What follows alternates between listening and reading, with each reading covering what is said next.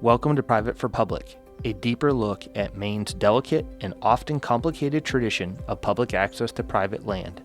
Brought to you by the Maine Department of Inland Fisheries and Wildlife.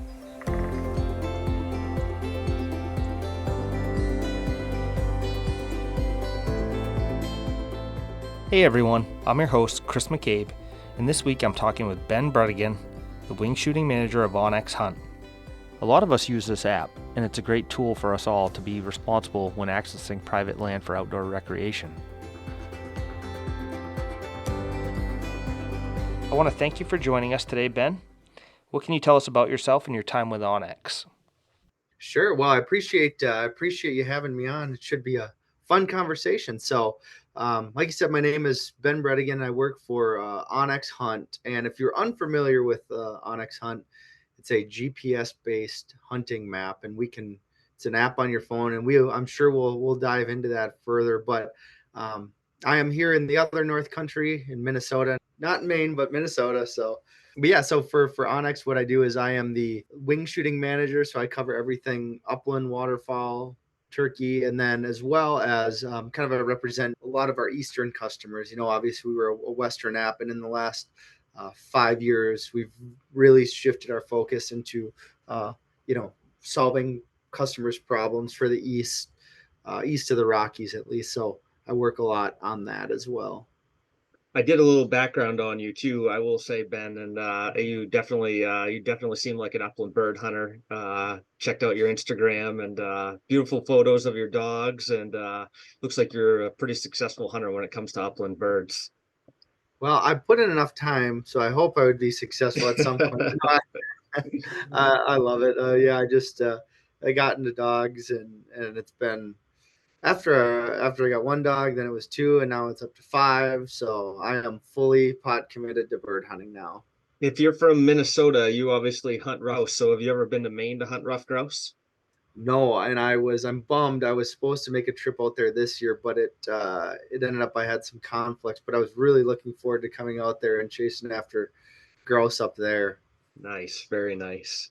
So, like you said, I mean, you're working for OnX, and that's what we're here to talk about today. And as game wardens in the state of Maine, we use OnX a lot. It is a great program that we have capabilities on our phone for search and rescue activities, for going out and approaching landowners.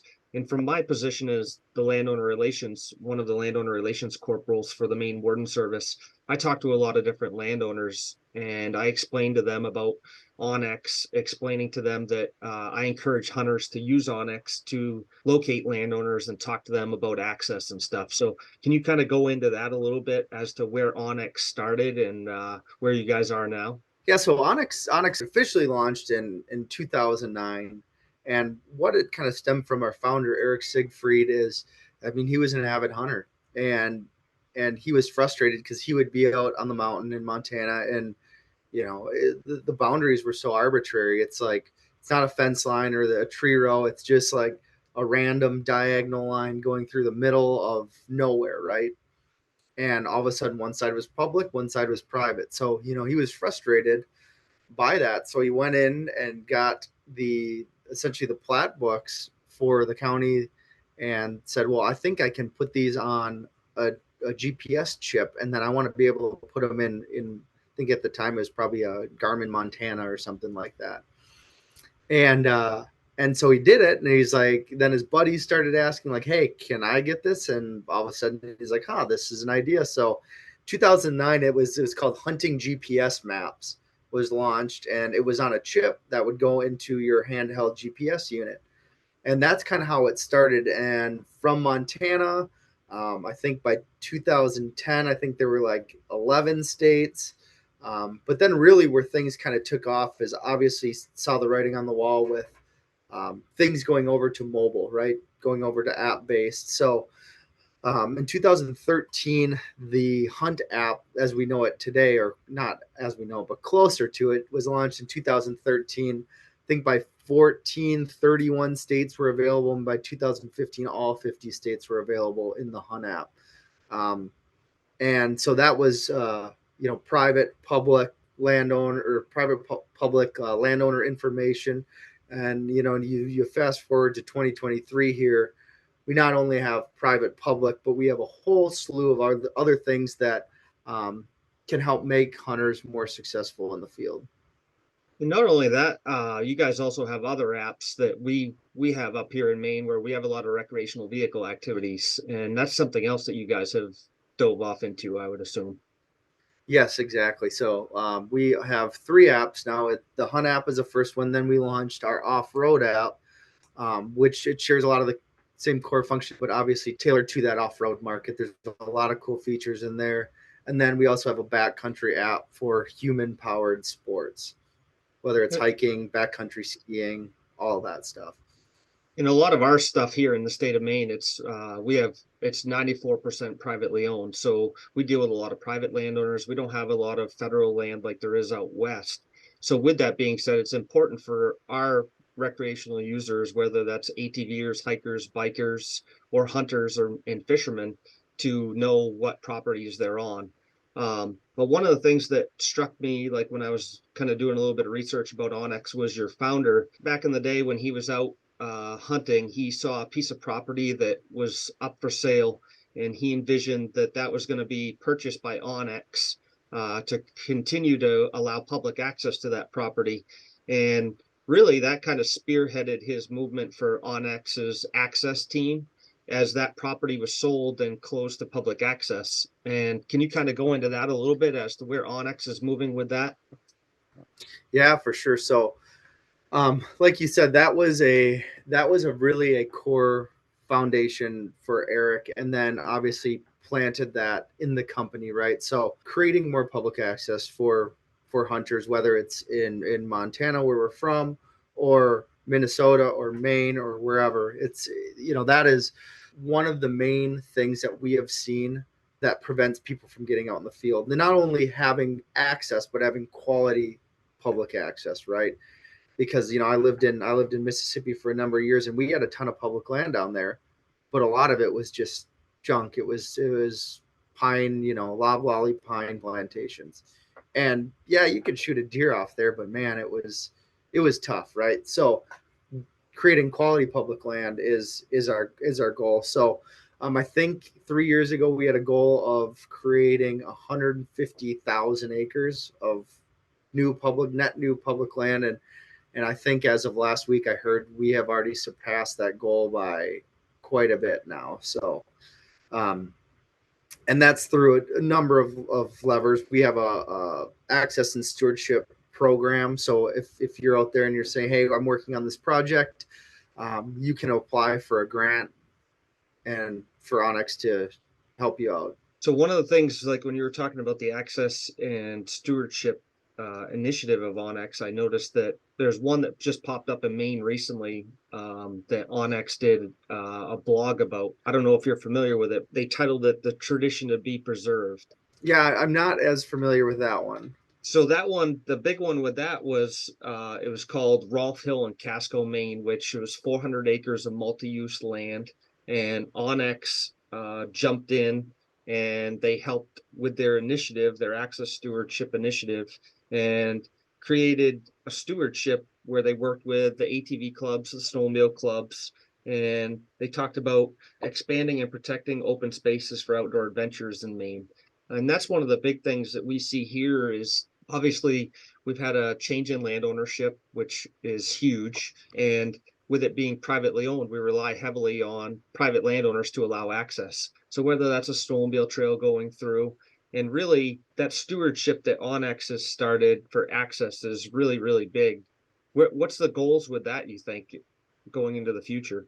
Really, as we grow as a company, the idea is that we're more successful, we can make money, then we can invest more back into creating quality public access. So in my tenure here, I think I've been here for over 3 years, and I have seen that ramp up as we've grown as a company. So I'm really excited for the future. We've got some great partners. We've built a lot of good relationships with whether it's state, NGOs, and are able to make that money go a lot further. We just launched a cool program with Pheasants Forever and the state of South Dakota, actually, and I think we opened up 10,000 acres of walk-in property. So things like that, creative ways to make that money go a long ways. And yeah, I'm very excited to see what the future has to hold in terms of what we can do and how we can inspire people to kind of join that cause as well, to create more land that we all can recreate on. That's awesome. Yeah, I mean, one of the things that we have here in Maine that's part of our program is called our Outdoor Partners Program. And our Outdoor Partners Program is for people to, they have a little buy-in. So when they go onto our website, they go onto the state's website, they can pay $15 to become an outdoor partner, which that benefits our program, which we could go in and help a landowner out with whether someone dumped trash on their property or anything like that, or our partnerships with waste management, or we have a partnership with BDS Tire in Maine that they take the tires and recycle them. And that Very money cool. that money goes a long ways. We just did our landowner cleanup day a couple weekends ago, and on average, our landowner cleanup day of the last 11 years has cleaned up about 30 ton of trash in one day from the Maine woods, and Wow. on average about 700 tires. So this year we're right on pace for that one day cleanup, and our outdoor partner program is really what funds that, for us to be able to do that for landowners. Have you heard about our Outdoor Partners program? For just $15 a year, you can help preserve Maine's tradition of outdoor recreation and support our private landowners. With over 17 million acres, roughly 94% of Maine's land is privately owned. When you become an outdoor partner, you help us provide critical resources to private landowners who help make recreating in Maine possible for the public. Your contributions go to signs, trails, law enforcement, educational programs, and events. You help maintain recreational access to hikers, bikers, wildlife watchers, hunters, anglers, trappers, recreational vehicles, and other explorers. You'll also be entered to win exclusive merchandise from our sponsoring businesses and organizations in our weekly drawings. Recent winners have received merchandise from Tacticam, Old Town Canoe, and North Maine Woods. Become an outdoor partner today to get involved and help us protect Maine's outdoors. Visit mefishwildlife.com/outdoor partners to learn more.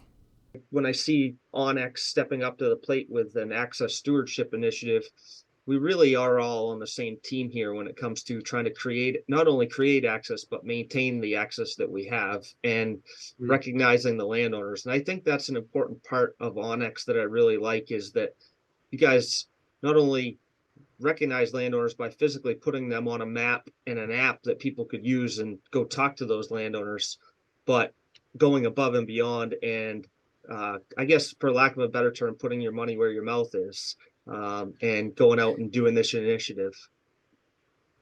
Yeah, no, exactly.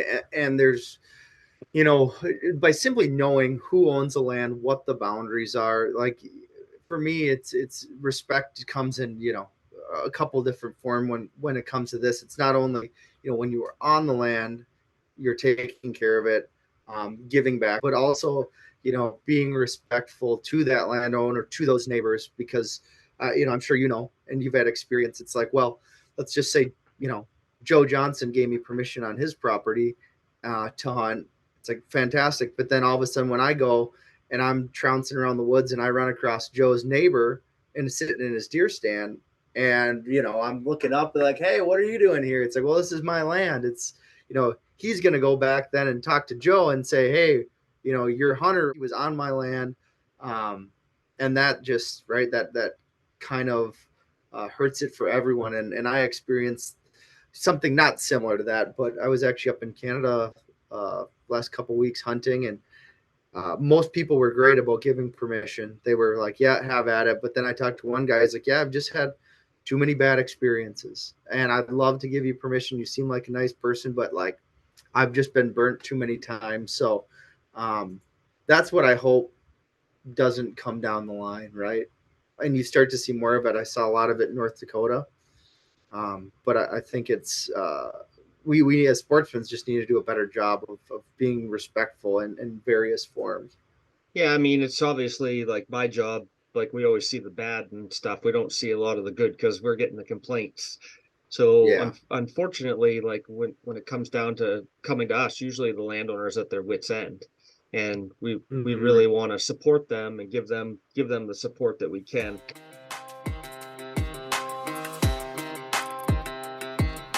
This is the Talking Trash segment where we're going to talk about illegal dumping as one of the leading causes of private land being shut down for public access. Landowner Appreciation Day. During the early fall, Maine game wardens team up with clubs and groups around the state to gather litter that was illegally dumped on private land. The one-day average for this cleanup is 30 ton of trash and over 600 tires removed from the woods and waters of Maine. This day would not be a success without the hard work of our warden service staff locating cleanup sites throughout the year and working with dedicated clubs and volunteers in their assigned districts. The top 4 volunteer groups for the 2023 Landowner Appreciation Day are Wilton Fish and Game with 21.5 truckloads, Husson University Conservation Law Program 20 truckloads, Bethel Home Church 14 truckloads, Thorndike ATV Club 11 truckloads. The top 4 teams will receive a gift card donated by Kittery Trading Post. We also would like to thank Waste Management and BDS Tire for their continued support for this annual event. If you see illegal dumping occurring on your land or are an avid outdoor user, please report the illegal activity as it may save a piece of land from being closed to public access. OnX is unique in the facet that you guys have a lot of philosophies and stuff that are similar to what our state agencies believe in. A lot of core beliefs and kind of what is the philosophy that OnX has that you can kind of see going into the future that's going to help out with this? One of the big ones is like we are a nationwide company, right? We service all 50 states. Really, it's everyone has the right to access, right? Whether it's geographic area, and that's a big one, right? Like, so what? Montana's got a ton of public land. You live in Maine, right?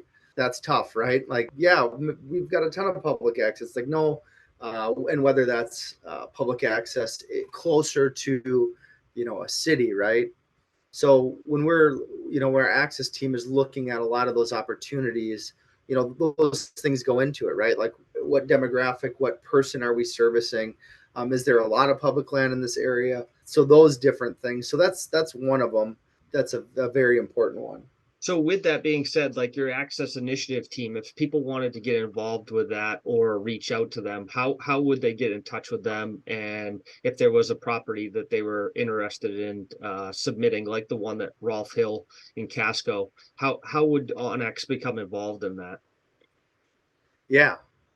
In terms of how you would get a hold of OnX or Yeah, I how. mean, like, say there's a potential property that, like, we'll just use it for example, like the Rolf Hill one. Like, how would anybody, Yep. like the Access Initiative team, like, are they seeking those properties, or are they people approaching them and saying, "Hey, listen, this is an important property for access," and how would people go about getting that information? We have our finger on some of it, but obviously, like the people like you guys in Maine or the folks in whatever state, like they are going to have a much better bead on those small type of properties. It would be very very difficult for us to have our finger on all of the pulse of all these states, all these local areas. So we really rely on people reaching out to us saying, hey, we've got this property, we think it would be a good candidate for this program. And there's a number of factors that we look at when we are determining where we should grant this money. Location, like we talked about, that's a big one. The size of the project, the type of the project. What are you doing, right? Exactly. Are you restored? So we not only do access, but like we talked about, we do some restoration as well. Um, some other things are like if there's above and beyond like levels of positive impact for the community, as well as engagement of that community, right? Like if you've got a community rally behind this project, we are more likely to support that. And being we are multi-vertical with hunt, off-road, and backcountry, we do also select for those multi-use areas. That's a bonus for us. And then the project timeline, right? Like we want to be able to put meaningful habitat, meaningful areas to recreate on the ground more quickly. So if this is like, hey, we're going to try to do this in 20 years, it's like, let's maybe try to speed up that timeline here, um, as well as other sources of funding, right? If there are, um, abilities, whether it's through a state program, a federal program, um, it's no different than when, like for example, an NGO applies for a grant through feds or the state. If they can get matching funding or additional sources, that always is going to look better. I mean, I definitely feel privileged in the state of Maine that like a company like OnX that is a Western-based company. And when you look at the access initiatives that you guys have done, I mean, obviously a lot Western-based because that's where you guys are from. But obviously the two in the Northeast, one of them being from Maine, is pretty impressive that you guys kind of recognize the importance of access out here and the recreational activities that we have. I mean, we're by population a small state, but by recreation, we have a lot of activities up here. Oh yeah, I mean Maine is obviously I would say probably the gem of the Northeast in terms of opportunity, um, and I'm sure I'm not intimately familiar with it, but I about guarantee there's a lot of folks from other states, neighboring states, that are heading to Maine to recreate, right? So anything we can do. I mean, obviously this is small, but that's where you start, right? um, to build those opportunities for whether it's residents, non-residents, just creating that and then fostering that relationship, right? Whether it's with your state departments, the communities, and building up that goodwill, and then kind of you know at that point you're exposed to more opportunities such as this. Get ingrained in that, right? So if another project comes up, it's like, hey, let's talk to OnX. So I'm glad. I'm happy to hear that. That's going well, and that people are that people appreciate it. That's fantastic. Yeah, I mean, definitely from our side of things, like I see a lot of different ones. Like, I mean, you guys have your access initiative, Meat Eater has theirs. Like, we Mm-hmm. obviously have our outdoor partners program. So, one of the things I think that, like, I like to see, like, obviously from our perspective, is that we all come together and work on these projects because that'll be the benefit of everybody. It's definitely one of those things that we can kind of work on together and kind of continue to have the access that we have. Um, that's why I got into this role after 15 years in the field because I realized that in order to preserve the public access that we have, um, fighting wildlife crime and stopping people from over harvesting animals illegally and everything is extremely important. But what's the importance of it if we don't have that to begin with? We don't have the access to get out there. It's scary, right? To think in 30 years what public access looks like. There's a lot of ways that you can participate. You can help to combat this and help save hunting, save outdoor recreation for generations to come. Yeah, I mean, definitely, like we talk about it a lot here in the state of Maine because we're one of the only states that I know of that we don't allow hunting leases. The only leases that we allow are people to lease bear bait sites, um, but there's no hunting leases allowed. And a lot of our Oh, land ownership here is large landowners like paper company land, which they own land out west or down in the southern states, and they make a lot of money yeah, off of hunting leases. But in the state of for Maine, sure. we don't allow that, which is a unique facet of it because the landowners still allow public access and they're not making money off of the hunters coming in there. Um, there's damage to their roads and stuff, and that's really kind of where we come in is like, hey, listen, we really want to support you as the landowners, and continue to allow access without having to uh, put the burden on the hunters and making it uh, and more expensive, I guess, than it has to be, because sometimes that can push people out that still want to participate in the activities. Yeah, and that's fantastic. I mean, man, like I said, I've talked about the South, and you touched on it, but getting to go knock on a door in the south and get access, it would probably be somewhere. If you, let's just say we were looking to go turkey hunt in the south, I'd probably have to knock on north of 75 to 100 doors to get permission to turkey hunt. Where, up here it might be 1 in 5, and in Maine it might be 1 in 3, right? I've had some friends go up there and just said, landowners were fantastic.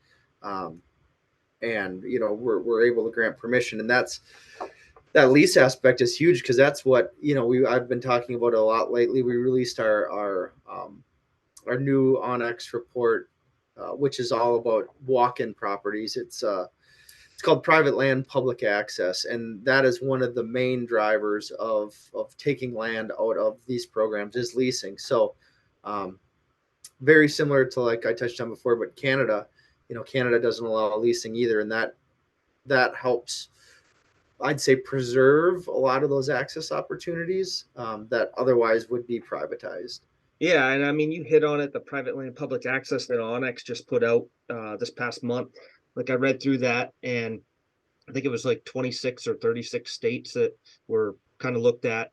And definitely it was more of the Western aspect. You could tell, like, where it's not the hunting leases per se, but just the the opportunities for states to participate with landowners by paying them to participate in allowing access, which we don't have that over here in the Northeast. We don't have, I guess it's kind of, I don't know what the term is that they use out there, but in reading through that, you could see that the largest number of people that had changed from that had in like de-enlisted from the program was due to the fact that they can make more money with hunting leases.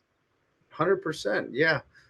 Same thing, you look at CRP in crop production, right? It's hard to be competitive against leases, against row crops, that kind of thing. So and I think there are a couple small walk-in programs in the Northeast. Like, I think New York's got one, but I think it's like 3,000 acres. Pennsylvania, I believe, has a little bit larger one. I think that one's actually like close to like 2 million acres enrolled in that. But um, those are fantastic programs, and in terms of creating a diversity of habitat across the landscape, not just necessarily state or federally managed, different principles. So um, I think we've seen that trend move eastward over the past decade, and I hope to continue to see that, just because it is a way. Land acquisition is expensive, right? Like, you can do a long-term lease on a lot more acres than you could flat out buy that same acreage, right? Like, you're leasing from let's just say $2 to $15 an acre, versus buying for depending on the land, anywhere from 1,500 to, I mean, around here some of it's going for $6,000 an acre. Yeah. So Yeah, I mean, a lot definitely. more. Yeah, I mean, the price of land has definitely gone up. It's definitely one of those things that, um, like, it's very expensive. I mean, our large parcels of land, obviously, the North Maine Woods is like a conglomeration of large landowners, whether that's Weyerhaeuser, Prentice and Mhm. Carlisle, Irving. They're all large forest product companies that allow public access through their gates. You pay a minimal fee to go up there on a road gate fee. Um, and they allow everyone to hunt and everything like that. They just they come to us a lot and ask us to uh publicize, like, hey, listen, this is the courtesies of the road, where there's log trucks up there. They're working around large harvesting operations, and they just want people to be safe. They want people to use their woods, because a lot of times they look at it like, more people in the woods, it's better for them. It's more eyes seeing what's going on and seeing what's happening, and they can appreciate that. And we do here in Maine for sure. Like, we have it really good, and that's our big thing that we try to explain to the people that come here to recreate is we are very fortunate to have what we've had over the years, and we need to continue to cherish that in order to continue that. Because in Maine, a lot of people don't realize this, but when they move here, our land is open. It's if there's not a posted sign, you can go there. It's open Mhm. access going forward with OnX. Is that something that OnX is looking at what a landowner allows for access? Like if you click on them and see, oh, they have 46 acres, but what do they allow for access? Do they allow snowmobiles? We have a lot of off-trail riding here in the state of Maine for snowmobiles, and we talked about it as there was a new bill that came in the legislature this year that was to prohibit off-trail riding at certain locations, agricultural fields, because we have issues where people go off a snowmobile trail, and really there was no law other than trespass, and it had to be posted. They had to be warned. Then the landowner had to get involved, and we would have to get involved.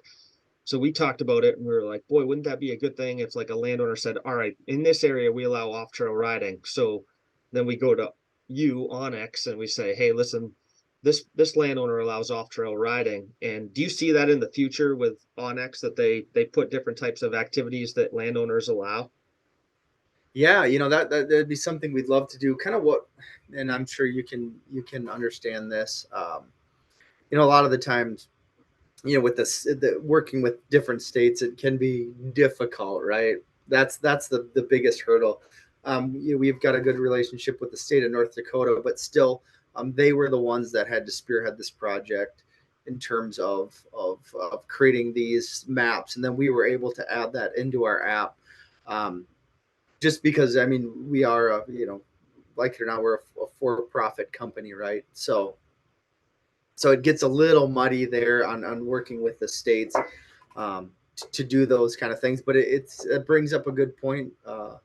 You know, who's to say that? Yeah, like as a landowner, you can't log into your land and say, "Hey, I allow this, this, and this." We've had the conversations about, people have approached us about, "Hey, you should get into the leasing business," and and it was something that required a lot of thought. But at the end of the day, right, it's like, well, that's going against our mission, right? Is it a great way to make money? Yeah, you could make a lot of money facilitating leases, but at the end of the day, um, you know, you are reducing public access. So, Yeah. but I like that angle of maybe working with landowners directly. That could be What interesting.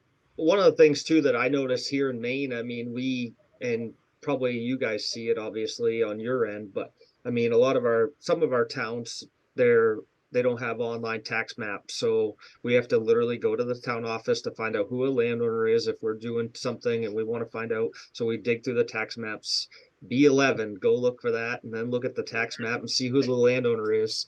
And is that the hindrance that OnX has when like if a town shows up that's not on X, it doesn't show the landowners is that they don't have their tax maps online. That's a big one. Early on, we spent a lot of time working with different counties, municipalities, etc., helping them digitize their maps. So a lot of it, what it comes down to now, is that they are not willing to give it to us. That when you see a lot of those areas, like, yeah, we'd love to have them, but they won't allow us to have them. Missing towns, etc. That's the reason why. So if you're an official or some sort of person in power in those towns, I'd love for you to reach out to OnX and say, oh yeah, here you go, here's that information. Because I'm sure, in your current role and in your previous role, having things like OnX, in the long run, it helps preserve our sport, and in the meantime, it reduces a lot of headaches for a lot of people. Yeah, and I mean, I think that it personalizes for the outdoor recreators as to who they're whose land they're on. I think OnX actually had a quote that I really liked, and it said, "Know where you stand and why you stand there." And Yep. I was like, "Oh my God, I need a T-shirt with that on it," because that that right there kind of says it all for me. Because I know, I mean, we use it in our trucks, our work trucks, as our state trucks are moving to the new generation, like an Apple CarPlay's in them. I mean, Mhm. riding around with OnX in there and Apple CarPlay, it's super beneficial to us to be able to stop in and talk to a landowner. And be like, wow, this guy owns 500 acres here. I didn't know that. Or, hey, this guy is from Colorado and he owns 75 acres out in this piece. I should reach out to him and see if he ever has any problems. Um, Yeah. and I know from our aspect of it, it is a huge tool, and we explained to, I know there's several landowners that I've talked to that I explain the app to them so that they can kind of use it themselves. And a lot of people, they may not know about it, which is surprising to me because I've used it for so many years. But there are quite a few people out there that they either not technology savvy or they just don't use those types of programs. Yeah, and a lot of people say, why would I need this, right? Like I hunt the same property, or I hunt maybe one or two properties, and I know it like the back of my hand. And there's a lot of things that we're doing, to add value to their lives, whether it's integrating with trail cameras. There's a lot of things that we're doing, as well as like sharing features. You bring a buddy out. Um, and hey, never been to this land. You should go sit on Uncle Don's stand north of the pond or whatever. All right, well, here's a map. I'm going to share you a pin to the tree stand, and a track that goes all the way to it. Right. So there's a lot of things we're doing, but yeah, it's more and more people are adopting it, especially in this. You take a state like Maine, for example, with ample public opportunity, whether it's through private landowners, um, that it's catching on more and more every day. Yeah, I mean, for sure. I mean, we have our snowmobile and ATV clubs that I encourage them to use it because they're always, every year, they have to go out and get those same permissions from these landowners. And with the change in land ownership over the years, I encourage them to follow their trail systems. Hey, listen, make sure you check with every landowner that's on there. I mean, obviously, like as we know, some aren't listed, but it's better than going to the town office and looking at the tax maps. It's right there in your hand and you can immediately get it. And I encourage hunters that they call me up and they say, hey, listen, I shot a deer and it went onto this posted property. And I'm like, okay, where are you at? And they send me the pin, and then I can say, well, this is the property owner over here. Mm-hmm. You need to go talk to them. This is where they live. And sometimes the address isn't there, but I mean, a lot of times like we can help them out from our side by saying, well, at least we know the name. I can look them up in our system and see if we can kind of get you in touch with them, which from our perspective is a win-win when we look at it, because we don't want an animal to go to waste if it's over on somebody else's property. And like I explained to the hunter, hey, listen, the landowner may tell you you're not allowed to go there and I'm not allowed to go there, but we can ask. And most people are pretty understanding. They just want to know who's on their property. And I think that that's a huge benefit to everybody, Yeah, and yeah, continuing access. yeah, exactly. And especially because, on the flip side of that, if they don't, a lot of those people are just going to go over there and get it, which, A, illegal, but B, that's probably going to create some bad blood, especially if, all of a sudden someone's driving by and sees lights in their woods. And yeah, so just to be able to easily access that information, give them a call. Most of the time it's fine. Um, and then as hunters, that's that, whether that's landowners, a hunter or not, that, it gives us a good name, right?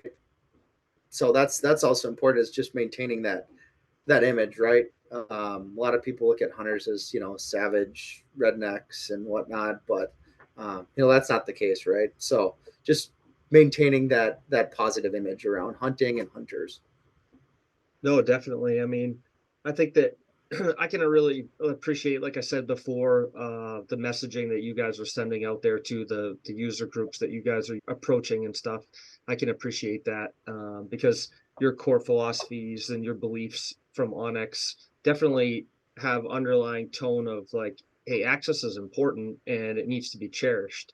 And I really appreciate that from our perspective, and want to thank you guys for that and doing all that you can to continue to allow public access and to maintain positive relationships with those landowners. Yeah, well, I appreciate, and I appreciate you guys using the app, and anyone that's listening, would obviously love feedback. You can go to onxmaps.com, and if you have any feedback, whether it's, hey, this property might be incorrect, or how do I do this, they can reach out to our customer service, and they're absolutely fantastic. Like one of the best in the business. You call someone, you're going to get somebody in Missoula or Bozeman, Montana, and they're awesome. They're super willing to help. So anything else you want to add, Ben, about access initiative stewardship or anything like that before we wrap up? No, well, one thing is if you're looking, if you've got a piece of property that you are interested in, you're saying, hey, this would be a perfect property to ask for a grant.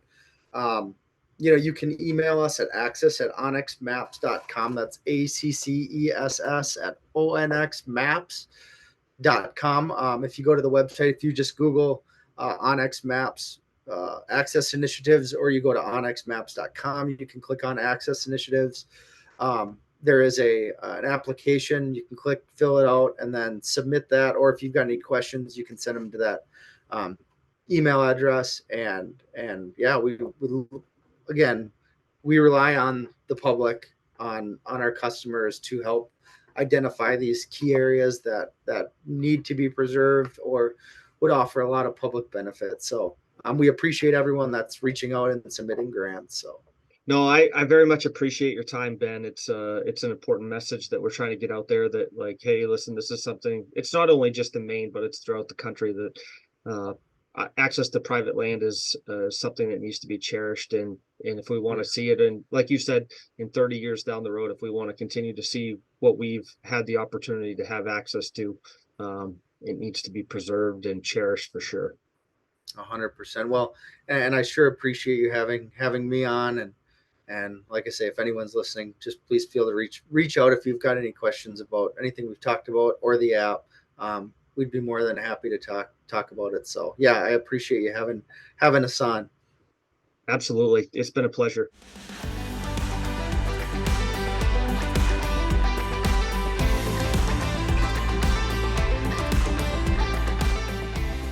Thanks for listening. I hope this discussion has helped shape your perspective on the importance of supporting our private landowners in Maine. Be sure to tune in next week when we sit down with Mitch Brettingen, the brand writer for OnX Hunt. Mitch will give us an even deeper look into the impact this app has had across the nation. In the meantime, do your part to help protect Maine's tradition of access to private land by being a responsible land user and showing your appreciation and support for Maine's private landowners. Visit mefishwildlife.com/outdoor partners to find out more about how you can get involved and become an outdoor partner.